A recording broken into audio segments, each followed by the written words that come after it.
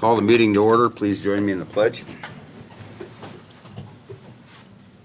I pledge allegiance to the flag of the United States of America and to the republic for which it stands, one nation, under God, indivisible, with liberty and justice for all. Could I have a roll call, please? Callahan? Here. Houston? He is excused. Okay. Well, I knew he said something about trying to be on team, so.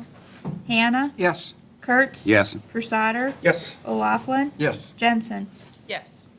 I need a motion to approve the agenda, please. So moved. Second. All those in favor? Aye. Opposed? Passes. Reminder, everybody, please speak into the microphones so we don't have any citizen complaints that they can't hear. Anyone for public comment? None tonight. Thank you. I have three different proclamations. First is our Poppy Proclamation. Whereas America is the land of freedom, preserved and protected willingly and freely by citizen soldiers, whereas millions who have answered the call to arms have died in the field of battle, whereas a nation at peace must be reminded of the price of war and the debt owed to those who have died in war, whereas the red poppy has been designated a symbol of sacrifice of lives in all wars, and whereas the American Legion Auxiliary has pledged to remind America annually of this debt through the distribution of the memorial flower. Therefore, I, John Kurtz, Mayor Pro Tem of Independence, Buchanan County, Iowa, do hereby proclaim that the 20th and 21st days of May 2022 as Poppy Days, and ask that all citizens pay tribute to those who have made the ultimate sacrifice in the name of freedom by wearing or displaying the memorial poppy on this day. In witness thereof, I have hereunto set my hand and caused to be affixed the official seal of Independence, Buchanan County, Iowa, this the 9th day of May 2022.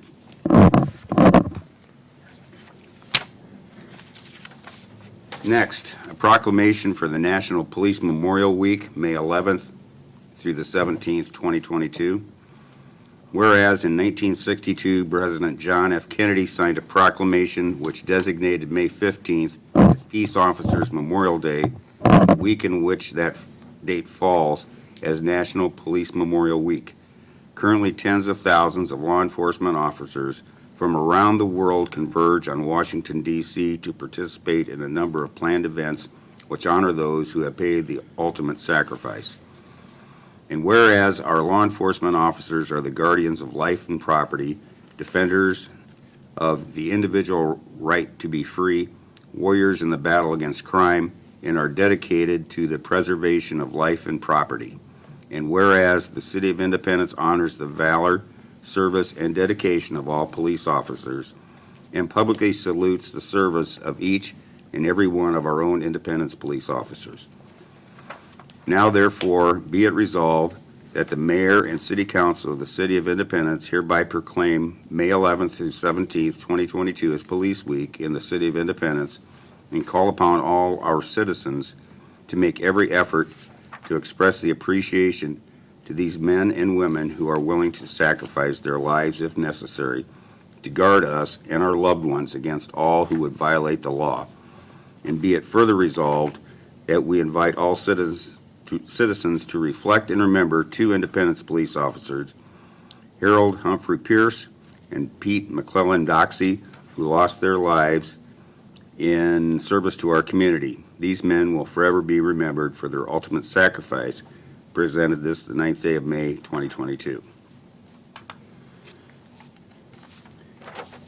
Now, a proclamation honoring our fallen Independence officers. Whereas Patrolman Pitt McClellan Doxey was killed in the line of duty on October 26, 1897, and Officer Harold Humphrey Pierce was killed in the line of duty on January 5, 1956. And whereas both officers were carrying out their duties to protect the citizens of Independence, Iowa, and whereas no record exists of the badge numbers that either officer wore, now therefore be it resolved that the mayor and city council of the City of Independence hereby proclaims that Patrolman Doxey is posthumously assigned badge number 10-120, and Officer Pierce is posthumously assigned badge number 10-121. And be it further resolved that these badge numbers shall be immediately retired from service with the Independence Police Department, so that the sacrifice of these men made in the service to the city can be recognized forever. Dated this 9th day of May 2022.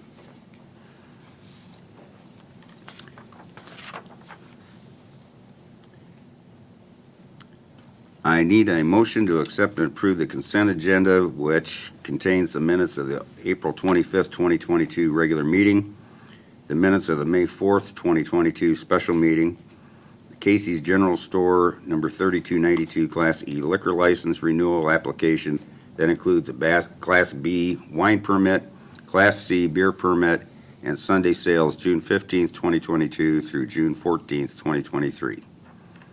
So moved. Second. And all those in favor? Aye. Opposed? Motion carries. Next, we have the claims. I need a motion to approve the claims for payment. Are there any questions? So moved. Second. All those in favor? Aye. Opposed? Passes. For your information is the bank reconciliation and then also the revenues and expenses to date. Any questions on those? We will proceed. Next, we need a motion to set a public hearing for May 23rd, 2022 at 5 p.m. to amend Code Section 55-.17, the number of animals listed or limited to households. So moved. Second. And all those in favor? Aye. Opposed? Next, we need a motion to set a public hearing for June 13th, 2022 at 5 p.m. for the fiscal year 2022 budget amendment number 2. So moved. Second.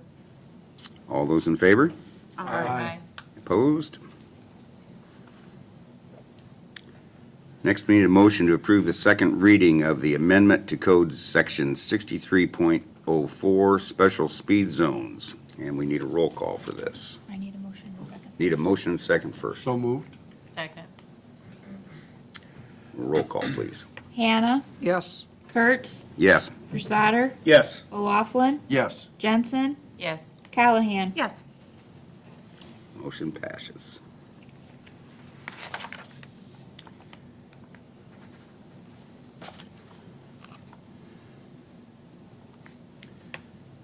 Now we need a motion to approve a resolution that amends the fiscal year 2022 budget, CIP, and transfers.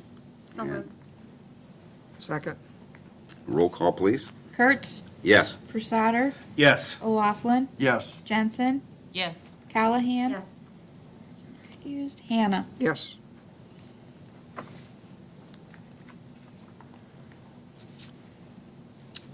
Mr. Roder, do we need to explain why we're having to do that other budget amendment? We have additional revenues, and it's primarily focused on Parks and Recreation with their revenues and expenses. This is the time of year that they have money coming in. It's also when they need the money to cover those expenses. A lot of it has to do with things like concessions and what have you. There's also a couple of grants or donations that are coming in for areas, again, in the Parks and Recreation Department. This just adjusts for that to make sure that there's enough to cover those. There are related revenues to offset the request for increased expenditures. Thank you. Next, we have a motion to appoint Jake Bass as a new member to the Independence Library Board of Directors. Jake is being appointed to replace George Lake on the library board. He would begin serving in June of 2022, as George will be unable to attend the June library board meeting. Jake Bass is an AmeriCorps Seniors RSVP Coordinator for Buchanan County Independence. Jake Bass grew up on the West Coast and moved to Iowa in 2010 to attend Upper Iowa University. While at Upper Iowa, he received a BA in elementary education and shortly after a job in student life. After 9 years in Fayette, Jake moved to Independence with his wife Katie and son Christopher. Jake joined the Volunteer Center of Cedar Valley staff in May of 2021 as the AmeriCorps Seniors RSVP Coordinator for Buchanan County. In his role, he engages community members 55 and better in meaningful volunteer opportunities to meet critical community needs that impact and benefit citizens of all ages. Could I have a motion to approve his appointment? So moved. Second. All those in favor? Aye. Roll call. Oh, I'm sorry, we need a roll call. Prusader, Yes. O'Laughlin, Yes. Jensen, Yes. Callahan, Yes. Hannah, Yes. Kurtz. Yes. Next, we have another appointment to the library board. Nancy Dodge is being appointed to replace Kay Reedy on the library board. She would also begin serving in June of '22. And as Kay will not be able to attend the June library board meeting. Neither George or Kay wanted to be reappointed. I'm going to read her biography as it's written here. I grew up on a farm near Greeley, Iowa, and attended West Delaware schools. After high school, I went to UNI and earned BA in elementary education. I taught 1 year in Clinton, Iowa, and was married to my husband, Johnny, who was a student at the time. After college, he became a supervisor at John Deere. After marrying, we moved to Independence, where I taught reading and language arts for 32 years at middle school. During that time, we raised our 3 children.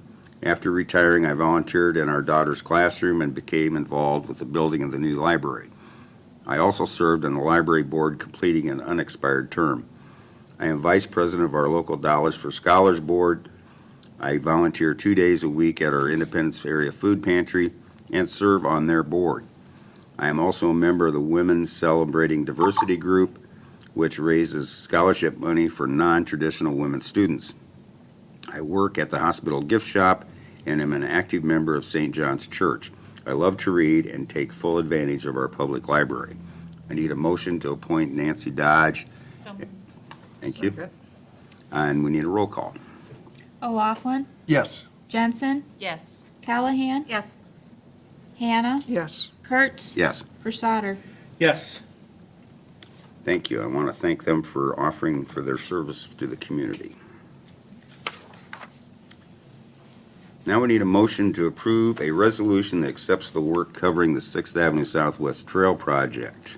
So moved. Second. All those in, oops, we need a roll call on that. Jensen, Yes. Callahan, Yes. Hannah, Yes. Kurtz, Yes, Prusader, Yes. O'Laughlin. Yes. thank you. Now we have a resolution to award the contract for the airport taxiway apron expansion project to Wix Construction in the amount of $331,850.75. I'll make the motion to approve. Second. And we'll need a roll call, please. Callahan, Yes. Hannah, Yes. Kurtz, Yes, Prusader, Yes. O'Laughlin, Yes. Jensen. Yes.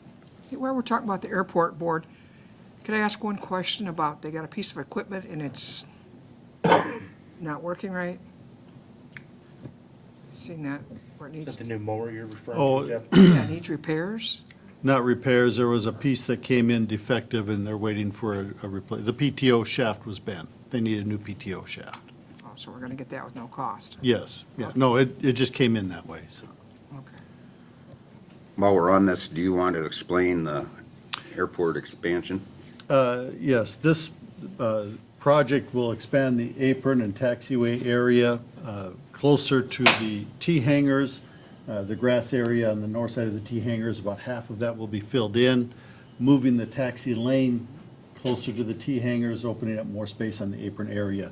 It will also offset the access from the apron to the taxiway onto the runway so that they have to actually make 2 turns to get all the way from the apron onto the runway. Someplace along the line, somebody inadvertently traveled from the apron area, not at our airport, all the way out into the runway, not knowing they were, in essence, entering traffic area. So FAA has made it a priority to offset these two taxiway access points, if you will, and this project does that.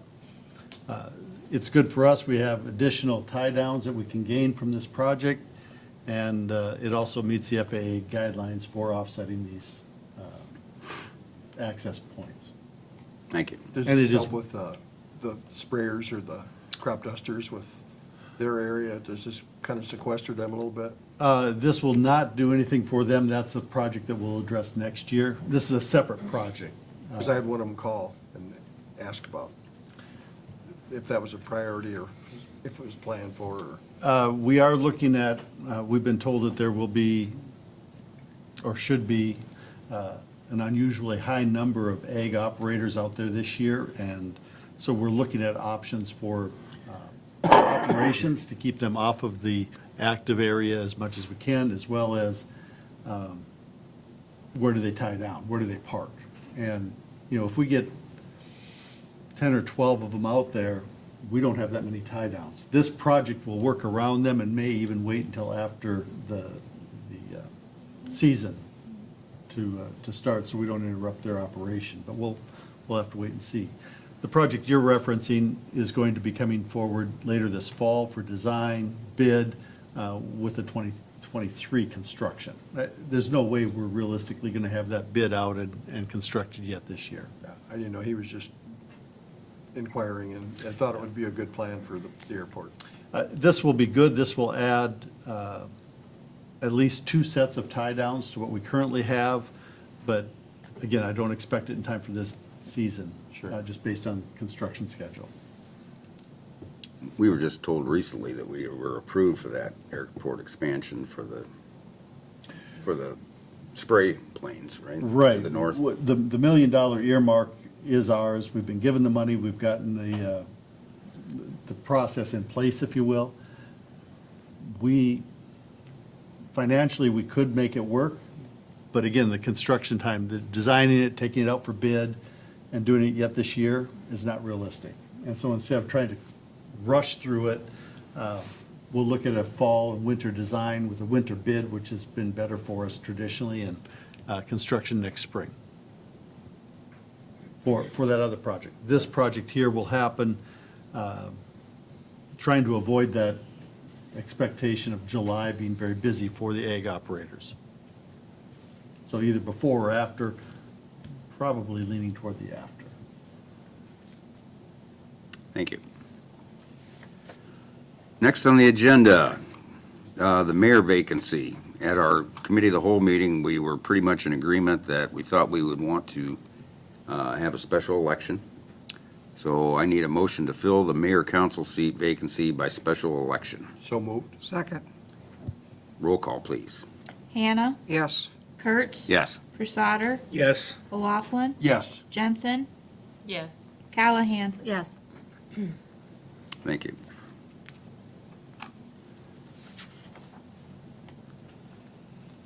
Next on the agenda, a motion to approve write-offs submitted by Independence Light and Power. So moved. Second. Need a roll call, please? Kurtz, Yes. Prusado, Yes. O'Laughlin, Yes. Jensen, Yes. Callahan, Yes. Hannah. Yes. Thank you.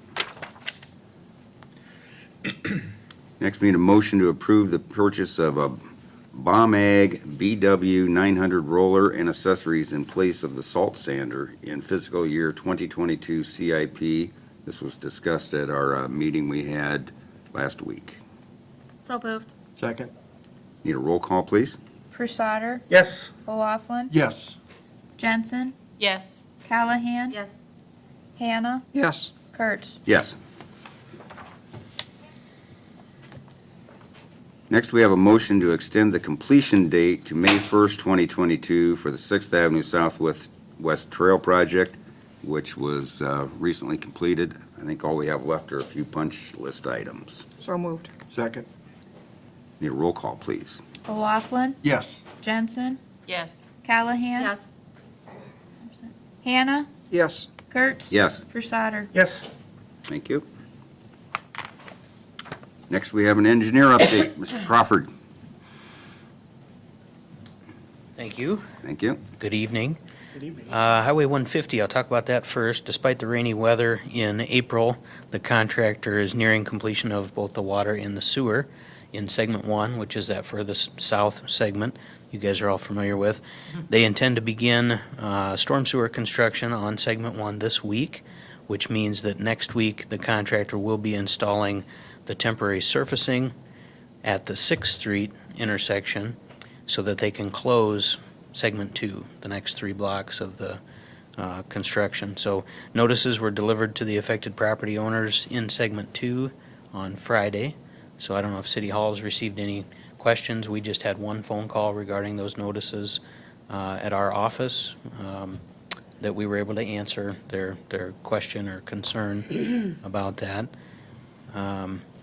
So yeah, the contractor's making good progress, and you'll see them moving into the next segment of active construction. They are allowed to have 2 segments under simultaneous construction, so before they get into that 3rd segment, you will see the first segment paved and reopened, similar to how we proceeded on the first phase of the project. And the first segment is 2 blocks or 3 blocks? First segment is 3 blocks. 3 blocks. So it's from 8th up through 6th. It's actually closer to 4. So 8th to 7th, 7th to 6th, and then 6th to 5th. So yeah, 3 blocks. And that covers most of the isolated residences on the west side of the highway. Actually, the second segment will cover most of the dead-end streets, I guess we'll call them, up against the river. So that's where we've got temporary surfacing in the contract, so that as the contractor moves through those areas with their underground, they will backfill, compact, and put temporary surfacing in there to let those folks that are on those dead ends in and out. So there'll be some special provisions that the contractor's prepared to make, and special procedures as they construct through that area as called for in the plans. Good. So, Unfortunately, because of the weather delay, they did not get into the Phase 2 as early as we'd have liked, and we had a water main break in Phase 2 this afternoon. yep. Yeah, and consequently, that water main break, they wanted to get that taken care of because that leak is actually making that subgrade wet. So they wanted to get that taken care of as quickly as possible so that it wasn't to the detriment of their next phase of work. So they That did must get be that. the unexpected one that was on the Facebook page that everybody was questioning why they didn't have any water service. Yes. Very Yeah, that was a Very. water main break not related to the construction, but it does illustrate the need for replacement of the water main out there, so. Glass half full, right? Yep. All right. Any other questions on Highway 150? All right, moving on. One other update for you, the Liberty Trail South Extension Project. That is from Triangle Park to Driscoll Dry Run Creek. Out there on the west side of town, the pre-construction meeting was held on May 3rd with the contractor. They intend to start Phase 1, Segment 1 on June 6th. So that is from the north end of Hummingbird Court north. They'll proceed north up to Bland Boulevard. So that's Phase 1, Segment 1. They do have scheduled completion in September, early September. So, Very good. So will Their they still schedule. have to go south to the Triangle Park, or? yeah, the way the phasing works there is Phase 1, Segment 1, as I just described, and then Phase 1, Segment 2 is from Bland Boulevard up to Dry Run Creek. Okay. And they'll actually pull that from north to south Yeah. to come out onto Bland Boulevard. That's kind of where they'll stage that. So, and then the second phase is divided also into 2. They'll start at the north end of Hummingbird and come out to Spruce, and then they'll go down to Triangle Park and come out to Spruce as well. So there's kind of four pieces broken into 4 segments across 2 phases, and we're limiting how much of that they can have open at a time so that they don't get caught with the weather that we've seen, making more peril for them to get completed on time and under budget. So the staging there is a little cumbersome, but the contractor's prepared to follow our instructions. Any other questions on that one? I don't think so. All Thank right. you, Brian. I don't have anything Yeah, else. thanks, Brian. Thank you. Thank you. Appreciate it. You bet. Okay, next on the agenda, Committee of the Whole Broadcasting. This is a discussion that kind of originated from city staff and has bubbled up to us, and we need to have a discussion about whether we want to continue it. At the request of the council, we had started, when Mayor Hill took over, started broadcasting our Committee of the Whole meetings. And at the time, we had some, I guess, interesting subjects that needed to be discussed. But there's developed a resistance to maybe continuing to do that. And Al, maybe, do you want to try and explain it?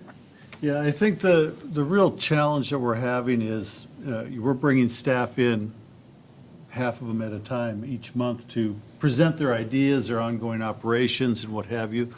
But some of the conversations maybe aren't ready for prime time, and they're not sure that they can present openly all of their ideas because somebody may take it as gospel truth. Now, our Committee of the Whole meetings are open to the public. Anybody can come and participate here in the council chambers, but staff is very uncomfortable presenting some of their ideas, not as finished product, but as conceptual things to work on. And they'd like the council's feedback, and they're not sure they can do that without generating a lot of discontent in the public. And, you know, not that we're trying to keep anything, because these meetings are still very much open to the public. They just had a question or a concern about whether or not they should be broadcast. And from a staff perspective, the request is that we not broadcast the Committee of the Whole meetings. Council meetings will always be broadcast. We accept the fact and acknowledge that Committee of the Whole are still public meetings and still open to anybody that wants to come and participate. Yeah, I've personally, in my short role as mayor, had several conversations with staff and employees that are very concerned that they can't be openly candid. And, because back when we had our committee structure, there was a lot more things thrown at the wall to see what would stick, and sometimes things were a little crazy, some were great ideas, but we can't have, they don't feel comfortable in doing that on TV, and I understand where they're coming from. And I don't think any of them want to be TV stars. They want to do their jobs and do the best they can. And since we don't have that small committee structure anymore, I would like to see us take it off TV, but it's up to us as the council to make that decision. Now, for the council's sake, this is not an action item tonight. This is a discussion only. We want to be open with the public. We want to make sure that they're aware of it, those that are watching and are aware of the discussion. If the council was interested, we would put it as an action item next month, but that gives a couple of weeks for people to discuss that as well. So it's out there, it's open. We'd rather have the public come down and participate with us right here. Again, very open. It's not a matter of trying to keep secrets. It's a matter of having conversation with the council. But they haven't and they won't, and I've had a lot of people say they're watching it on TV that would never know it, the information before. We talk about transparency, it's a good start. I get that, but I also get that it's really hard to really say how you feel when you know you're, But somebody can come here and listen the same way. There's no difference, they can hear it. I think the difference is here, we get to, you know, from a staff perspective, they get to look at people and answer their questions and address their concerns, as opposed to if we have something shared that isn't fully baked yet, that can become gospel out in the public pretty quickly, and that's the concern. It could be just as much gospel, though, as for us to be here and not have it on TV, and then they go and ask 2 or 3 of us, and we all give somebody a little bit different answer. If it's here and it's said and it's tape recorded, there's your answer. Which I think it is, Deb, still the council meeting still will be, obviously. It's just not the roundtable discussion of the meeting of the whole. What's the word I'm looking for? That brainstorming session is the only thing that wouldn't be televised. So it wouldn't be any information there that would be pertinent, not pertinent, but permanent, in that meeting anyhow. So I don't feel that there's any, like we said, I hate the word hiding stuff because that's one of our greatest, the we things get that we want to accused of. achieve the most right now is transparency that we want to change and make greater. So certainly that's not the case. But I also think requesting that staff, I can understand from that standpoint, they didn't sign up to be on television. So I can understand where they might not want to do that. And it's not a requirement for them either. And as an They're here in example, status, aren't they, when they're here? They are paid while they're here, yes. I mean, at our last committee of the whole meeting, one of the staff approached me the next day and said, I would have liked to have said a couple other things, but I'm afraid to say those kind of things on TV when we haven't had a chance to discuss it ahead of time. And I understood where they were coming from, because they don't want to be held accountable for something, number one, that's not approved, or somebody might not like the suggestion. Nothing that comes out of the committee of the whole is ever approved until we approve it in the city council meeting. yeah, and it's not approved at that meeting, so Yeah. you have to have the discussion somewhere, and the public But ought to know. people don't, but they don't take it that way, Deb. That's, Well, You it's see our it- job you to get see it out there. You see it blown up on Facebook every time, Yeah. and they get bits and pieces of the information. They don't get all of it. yeah. Seen it time and time again. What makes that change, whether it's on TV or not? Well, what, The council had asked that the committee of the wholes be broadcast. We just took it as, we heard it, there was no pushback on it, so we've started broadcasting. If we're going to change that, I feel that the council needs to be proactive and take a stance on it. I don't want to offend any council people, I don't want to go against council. So, because ultimately it's your responsibility, it would take just a simple motion of the council to say yes or no. And I think that's where we would put it. It's back in your lap. Again, the conversation tonight is so that you have a chance to ponder it, the public that are watching have a chance to make comment. There's nothing secretive here. We're being upfront, transparent with the discussion tonight as well. But that was one of the big recommendations that came out of our staff discussion on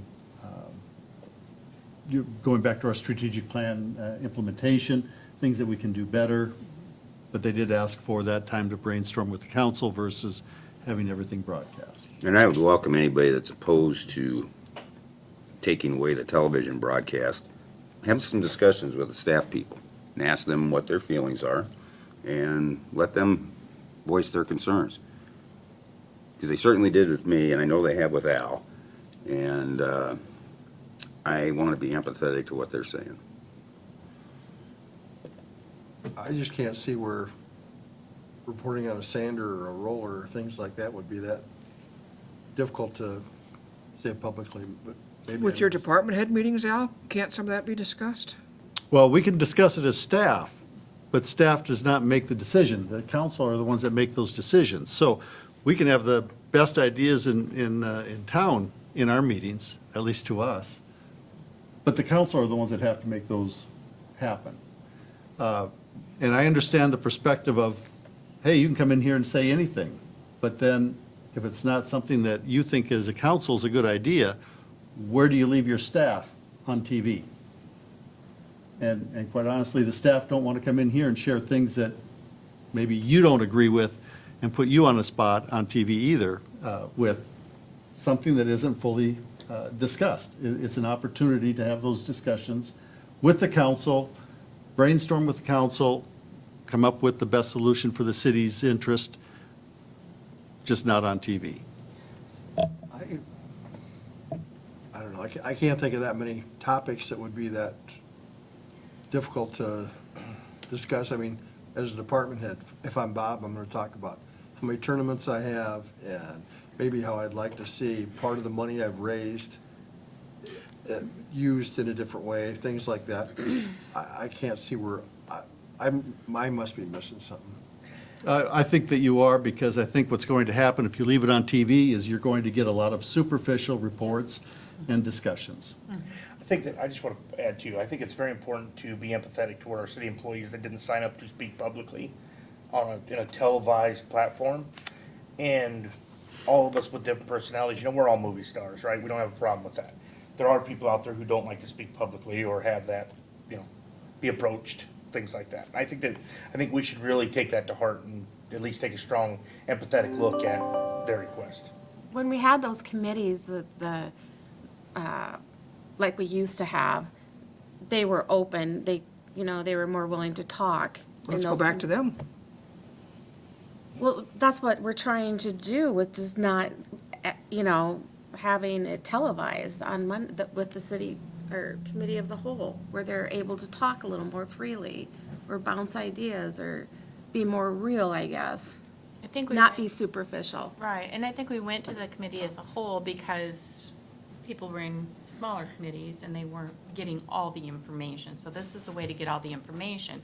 But if we have people coming in to present information, they feel like, yeah, I'm not quite ready to present that yet or I'm not sure if anybody would like that idea, they're not going to. Therefore, we'd miss out on maybe some really good information that we might want to work at it a little bit before we bring it before the public. I think you're going to get a more robust conversation with your department heads in that setting. And that was the goal of bringing them in every other month. How many department heads were on board with that? Were they given a choice that they were gonna speak at the podium with each of their departments? Coming and presenting to you, Right, yeah, they had a choice, which month. yeah, right, that's really. No, they don't have I a don't choice. Can I speak?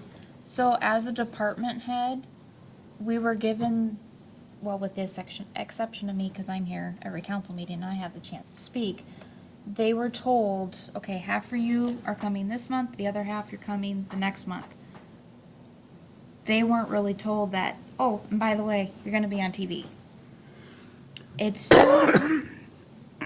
in a manner of speaking, depending upon certain topics, it's sensitive, such as like certain nuisance properties or water repairs So what at certain kind of those properties. things can you go into closed session with? You can't go into closed session about them. And especially at a committee of the whole, you can't do closed sessions. They don't feel it's a safe space because, like Jen alluded to, it'll get blown up on Facebook. No matter what people do, we the people or the other one, they're gonna blow something up to whatever. But here at committee of the whole, they kind of want the safe space to talk about ideas. If it's broadcasted, they don't feel they can speak freely in front of you guys and be honest. If they're broadcasted, they feel like they have to be careful with what they say.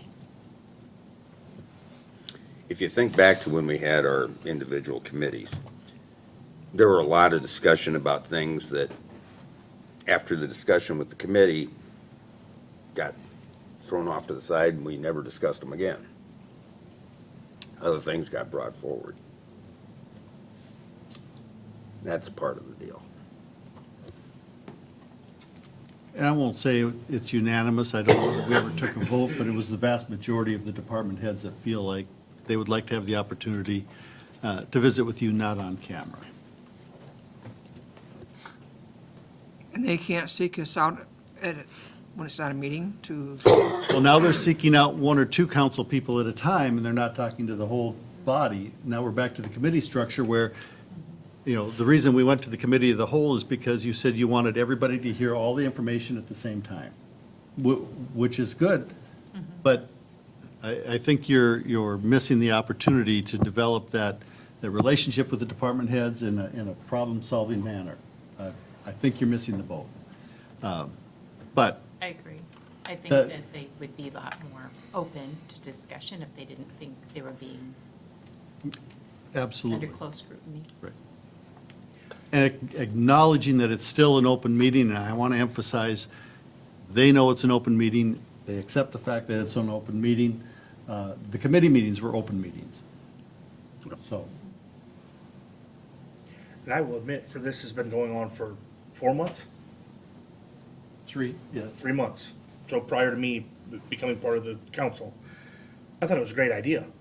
But as I started talking about it, I never even considered the feelings or the presentation of the department heads at the podium, you know, on television. I didn't even give it a thought.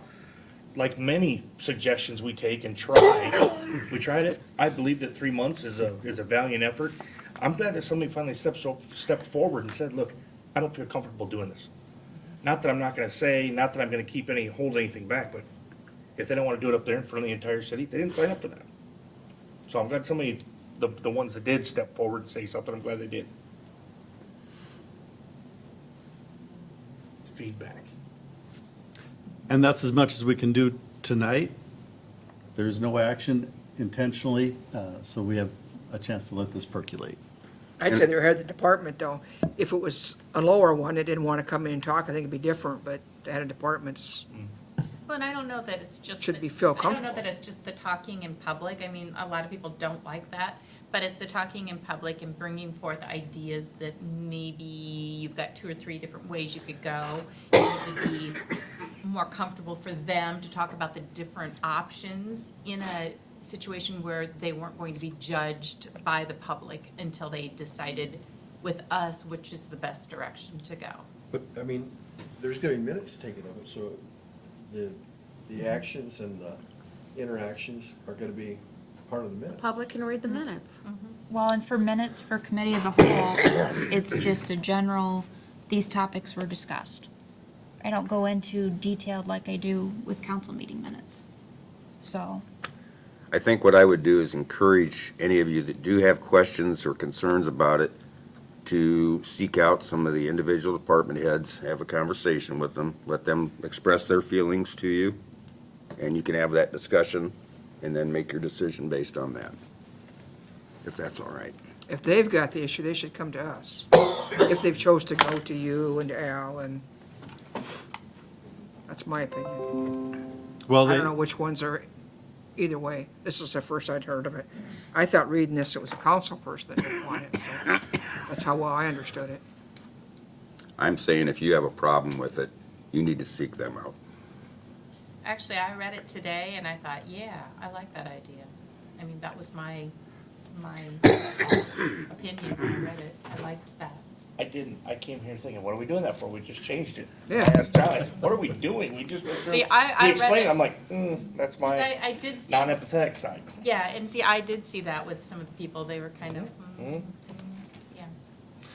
yeah. And I will tell you that part of my responsibility is bringing their concerns to you. I'm carrying the water on this one. I'm representing their requests, their input, and sharing it with you. So, look, they all want to serve you, they want to serve the community as best they can. They're interested in that, but this is their request, and I'm happy to carry it. I would also let you know that I support their request. I think that it is founded, and I think for your sake as council, you would be better served if we modified this. Okay.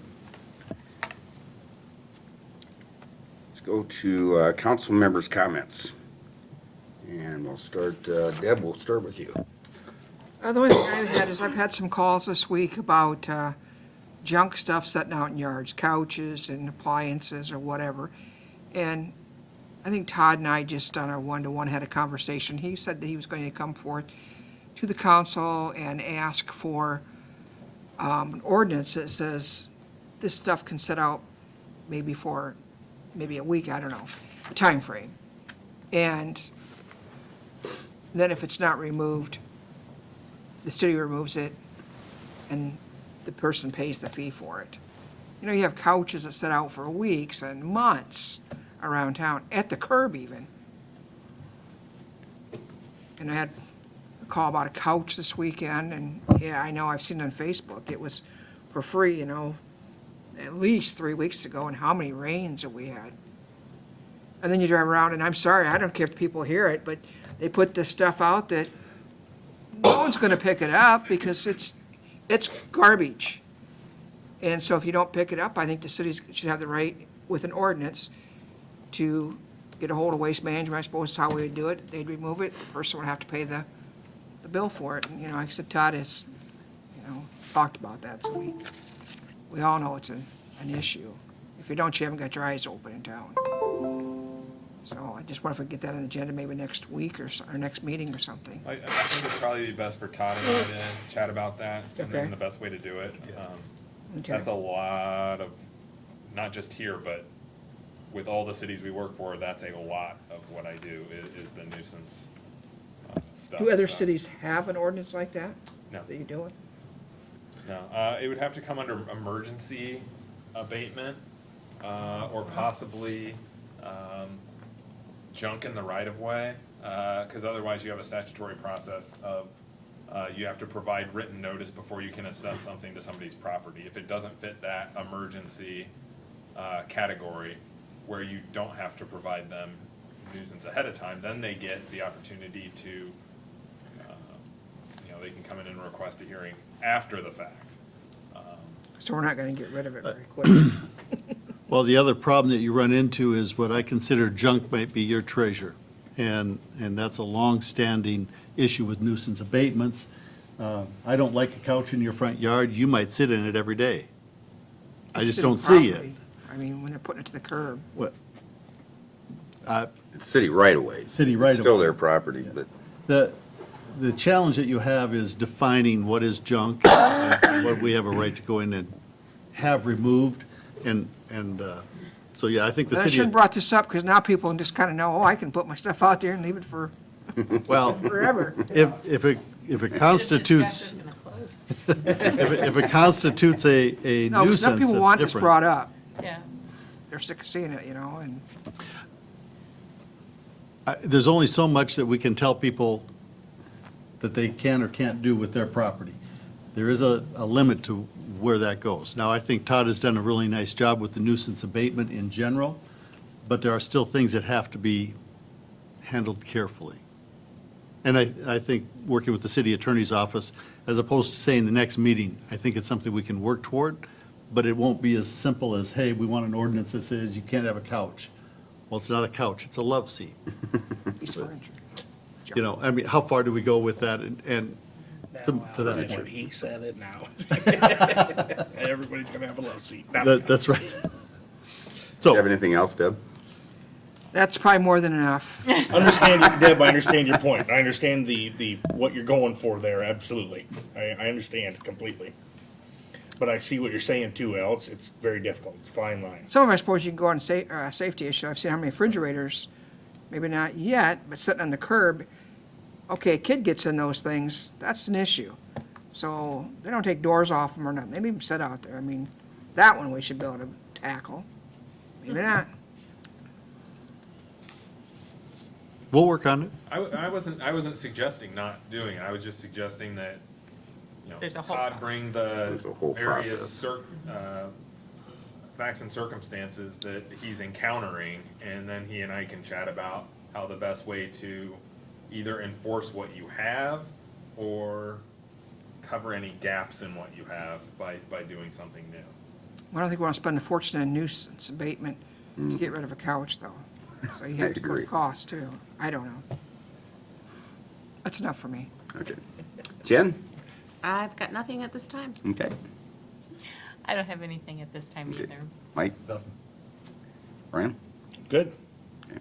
My only comment would be urging the general public out there, we do have a mayor vacancy, and we'll be having a special election in July. And I would encourage, either if you are interested or know of someone that would make a great leader for us, to encourage them to get involved in the election process.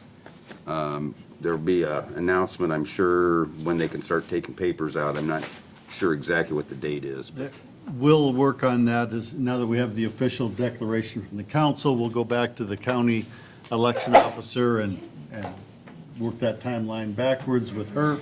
I think in her email to you or her memo to you, she said July 12th is the anticipated date. We'll make sure that's still a good date and get all of those timelines posted right away. Could be no sooner right now than July 12th, is how she worded it, I believe.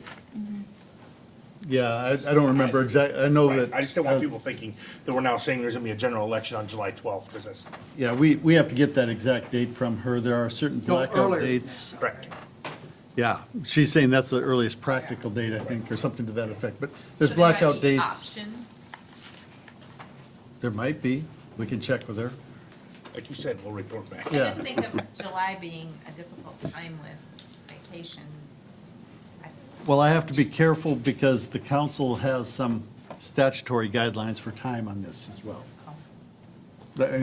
But again, we'll work with her. That's the beauty of being able to vote by absentee ballot or by voting in person up at the auditor's office early. That's true. So hopefully we can get those people that are going out of town on vacations. And with that, that's all I have. Susie has something. Just a reminder that if you have not brought in your code book yet, to please bring it in so I can put in the amendments. Jen, I got yours. That's it. I'll put Point that her in. out. Thank you, Jen, for getting yours Chief, updated. do you have anything? Make the rest of us look bad. Mr. Leidinger, do you have anything? No, thank you. Okay.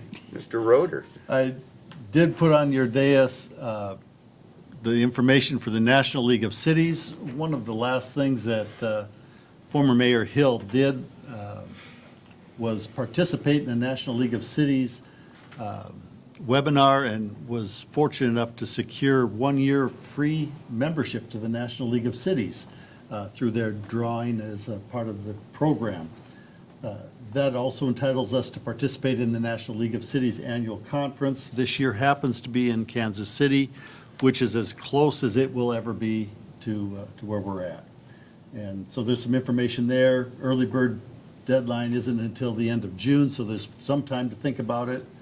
But the conference is the end of November, middle of November, I think it is, 16th through the 19th. Yeah. So it is very worthwhile. Take a look at it if you have an interest, but it's just there for your information. Thank you. Is that pretty equal to our League of Cities that we go to? No, it would be like the League of Cities on steroids. I mean, you're getting people from all over the nation together. It would be a comparable type of setup, but Deb, you'd probably love to go. I've went to, our Kinda League of fun. Cities. Kansas City's a cool place to visit. it is a very nice venue that they have there. It's very comfortable, very accommodating. The program is very rich. I think you find it. again, Size-wise, worthwhile. of people, Al, is it larger than ours? Oh, yes, they'll have Thousands. 4,000, 5,000, 6,000 people there, I would guess. I think the last time I went was in, gosh, I can't remember now. Orlando, maybe? Is it done kind of like ours, where you go to smaller groups and? Right, you break out into Topics. different topics, different sessions. The difference is they have a lot more capacity for some world-class speakers and keynotes. Very interesting, but they get into small city, large city, rural, metropolitan. I mean, they break it down almost infinitely to where you're at and things that we're dealing with here. What dates does that compare to our Iowa? Iowa is in September, so no conflict. And you don't have to listen to me or any of my partners at the National League of Cities. Oh, darn. Anyway, just for your information, if you want to take a look at it, we do have, if you go onto the NLC website, there's a ton of information out there that we have access to as well, so take a look at it. I think it's interesting. Anything else? I'll take a motion to adjourn. So moved. Second. All those in favor? Aye. We're adjourned.